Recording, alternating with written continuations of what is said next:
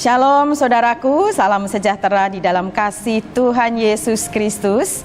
Kita berjumpa kembali dalam siraman rohani siang dari Gereja Isa Al-Masih Pegangsaan Jakarta. Jangan lupa subscribe untuk mendapatkan notifikasi dari kami. Kapan-kapan kami mengadakan siraman rohani dan juga ibadah secara online. Tuhan Yesus memberkati. Terima kasih untuk subscribe-nya. Mari sebelum kita mendengarkan firman Tuhan, mendengarkan renungan pada hari ini, kita akan berdoa terlebih dahulu. Mari saudara kita berdoa. Tuhan, terima kasih untuk siang hari ini. Terima kasih untuk hari ini. Terima kasih untuk saat dan waktu yang Tuhan tetap berikan kepada kami untuk kami mendapatkan siraman rohani. Kami percaya siraman rohani yang kami dengar hari ini akan meneguhkan kami dan menguatkan kami di dalam Tuhan. Pimpin kami semuanya. Di dalam nama Tuhan Yesus kami berdoa. Haleluya. Amin. Amin. Saudara, ayat yang akan kita renungkan hari ini diambil dari Yohanes pasal 4, ayat 13 dan 14. Saya akan membacakannya untuk saudara sekalian. Yohanes pasal 4, ayat 13 dan 14. Jawab Yesus kepadanya, barang siapa minum air ini ia akan haus lagi. Tetapi barang siapa minum air yang akan kuberikan kepadanya, ia tidak akan haus untuk selama-lamanya. Sebaliknya air yang akan kuberikan kepadanya akan menjadi mata air di dalam dirinya, yang terus-menerus memancar sampai kepada hidup yang kekal. Amin. Air memanglah merupakan kebutuhan yang penting ya. Merupakan hal yang penting dalam kehidupan kita sekalian, saudara. Air bisa melegakan tenggorokan untuk yang sedang kehausan. Air bisa menyegarkan badan setelah bekerja sepanjang hari, setelah berolahraga dan berkeringat. Air juga dapat memadamkan atau digunakan untuk memadamkan api yang membakar bangunan atau benda lain. Saudara, ada satu pengalaman yang saya ingat terus, saudara.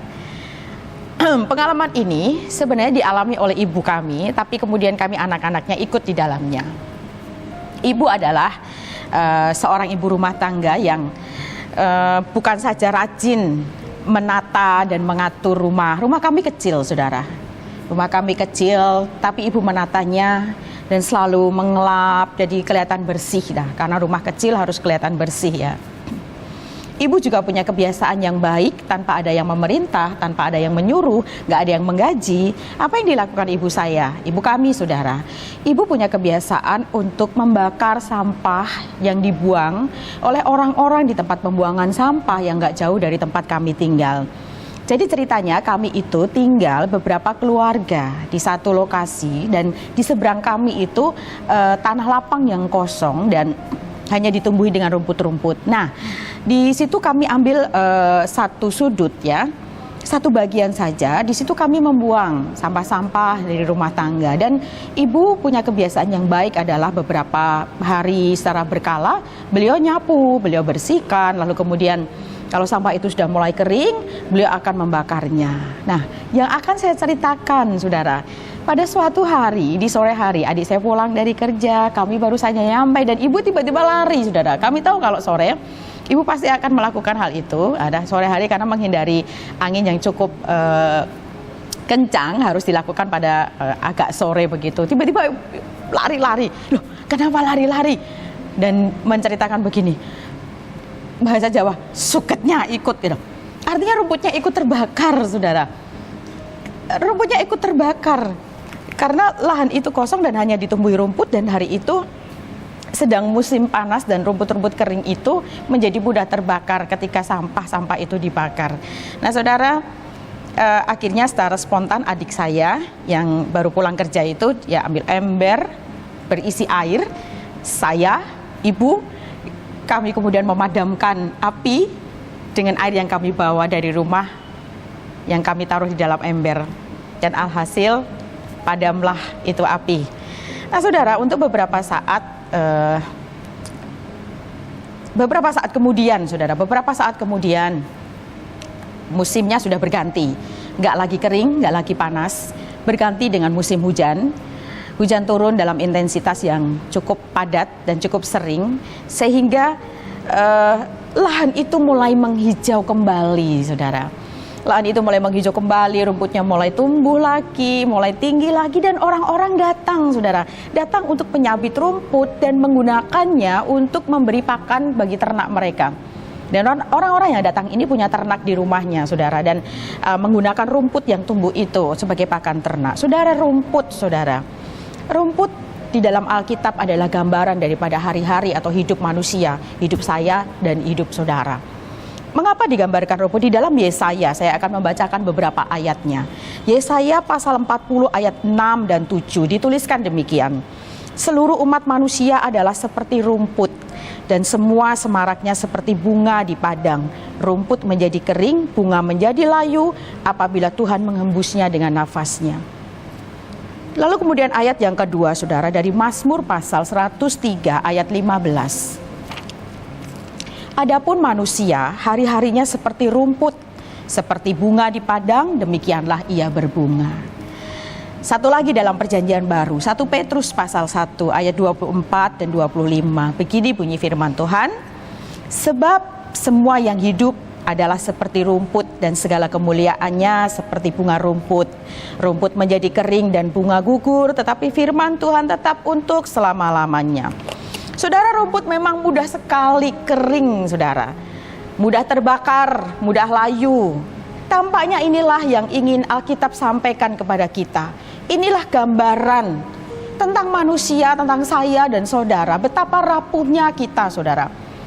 Betapa rentannya kita untuk terluka, untuk menjadi gersang hati kita, untuk menjadi kering, untuk menjadi makhluk yang mudah sekali patah. Karena memang kita ini rapuh, saudara. Kita adalah makhluk, kita manusia makhluk yang rapuh. Nah, kalau kita digambarkan sebagai rumput, saudara, itu sebabnya, saudara, sebagai makhluk yang rapuh, yang mudah sekali patah, kering, gersang, saudara. Bukankah kita sangat membutuhkan air untuk membuatnya segar senantiasa dan segar kembali?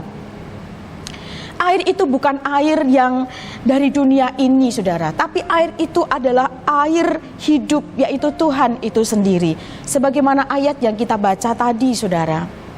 Hidup akan menjadi lebih berarti bila mana selalu mendapatkan aliran air hidup.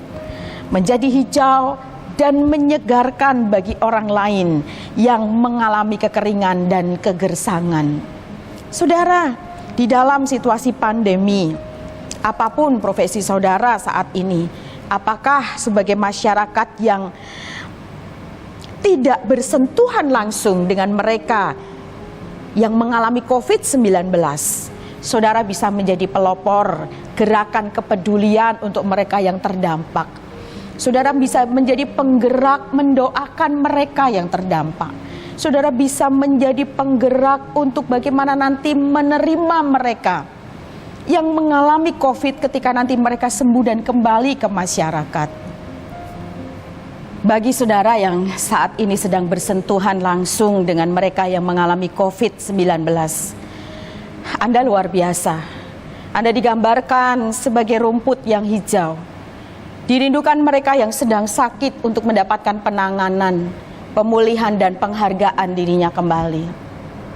Bagi saudara yang sedang sakit hari ini, teruslah engkau minta kepada Tuhan sumber air hidup, bukan semata untuk supaya sembuh, tetapi untuk menghidupkan kembali hati dan pikiranmu menjadi lebih baik, menjadi lebih segar dari yang sebelumnya. Dan jangan pernah patah semangat. Buat saudara yang sedang sakit saat ini, saudara sangat dikasihi, saudara sangat disayangi. Hari ini saya membawa video singkat, sekiranya video ini nanti akan diputar, biarlah menjadi berkat untuk kita semuanya. Apa itu stigma sosial? Beberapa bulan terakhir ini, dunia kita bukan hanya sedang menghadapi pandemi mematikan. Berbarengan dengan peristiwa global tersebut, terdapat pula stigma sosial yang tidak kalah mematikan. Orang yang distigma belum tentu memiliki penyakit tersebut. Namun banyak yang langsung membuat asumsi dengan melabeli orang lain, mendiskriminasi, dan bahkan mencabut status. Mengapa hal itu bisa terjadi? COVID-19 yang tergolong baru ini masih minim informasi dan kita cenderung takut pada sesuatu yang belum kita ketahui secara pasti. Rasa takut tersebut cenderung membuat kita mudah sekali untuk mengaitkannya dengan orang lain. Bahkan dapat memicu stereotip yang berbahaya. Dengan adanya stigma tersebut dapat membuat banyak orang untuk menyembunyikan penyakitnya, mengurungkan niat untuk mencari perawatan dan menghalangi mereka untuk berperilaku sehat, sehingga dapat memperburuk penyebaran dan pengendalian wabah penyakit. Semua hal itu bisa dihindari apabila kita bisa mengesampingkan stigma sosial dan bersama-sama mengatasi pandemi ini. Ya, video ini bukan saya yang mengerjakannya, tetapi sudah mendapatkan izin untuk diputar. Biarlah ini menjadi berkat buat kita sekalian, saudara. Mari kita akan berdoa. Hari ini kami diingatkan Tuhan, kami diibaratkan sebagai rumput, manusia yang rapuh, rentan, manusia yang mudah patah Tuhan.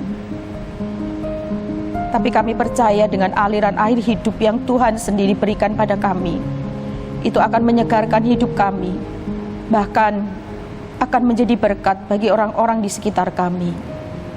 Sebab itu alirkanlah terus Tuhan, aliran air hidup itu Tuhan bagi kami.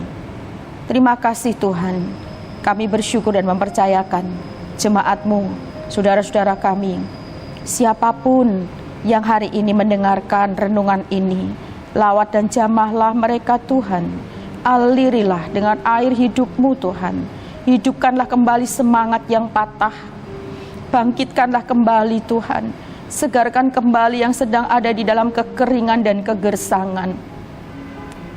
Terima kasih Tuhan, pulihkan dan kembalikanlah, menjadi hidup kembali, menjadi segar kembali, menjadi bersemangat kembali, menjadi berarti kembali. Di dalam nama Tuhan Yesus Kristus kami berdoa. Haleluya. Amin.